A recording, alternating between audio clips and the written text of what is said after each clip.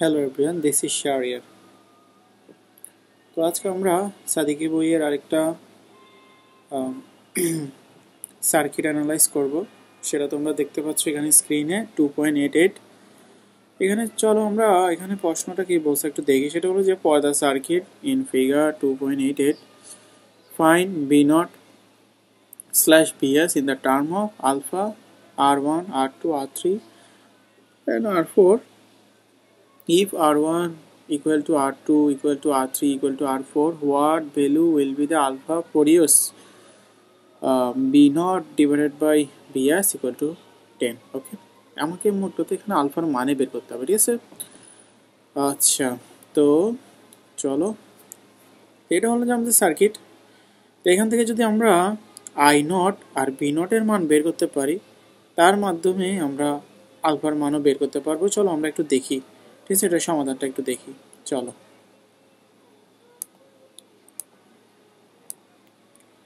তো প্রথমে আমাদের আই নটটা বের করব, ঠিক আছে।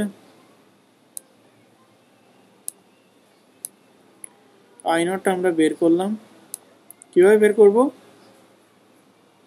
বিএস, ঠিক আছে, BS divided by R1 plus R2। কিভাবে? আমরা জানি যে I equal to V by R. Okay, তারপর এখন আমরা এটা লেখার পর আবার বিএস এর মানও বের করবো। সেটা কি? বিএস ইকুয়াল টু, আমরা জানি বি ইকুয়াল টু আই আর। তো আই কোথা থেকে আসতেছে?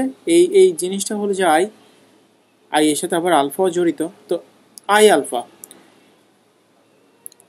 R1 R3 আর R4 প্যারালালে। আচ্ছা, এটা বুঝলাম। তো এখানে দেখতে পাচ্ছ যে এখানে কিন্তু একটা মাইনাস দেওয়া আছে। কেন? কারণ আমরা দেখতেছি যে, দেখো এখানে বি এর মান মাইনাস থেকে প্লাস, অর্থাৎ এদিকে আপার, বাট আলফার মান হলো কারেন্টের দিক কিন্তু নিচের দিকে। তাহলে এরা দুইজনের বিপরীত, তাই হয় এ পাশে মাইনাস বা ডান পাশে অথবা বাম পাশে, দুইটা পাশে মাইনাস দিলাম। তারপর এখানে দেখছো সূত্রটা আমরা অ্যাপ্লাই করছি, alpha equal to I naught R1 parallel R3 parallel R4। তারপরে এটাকে আমরা সিম্পলিফাই করলে এটা পাই।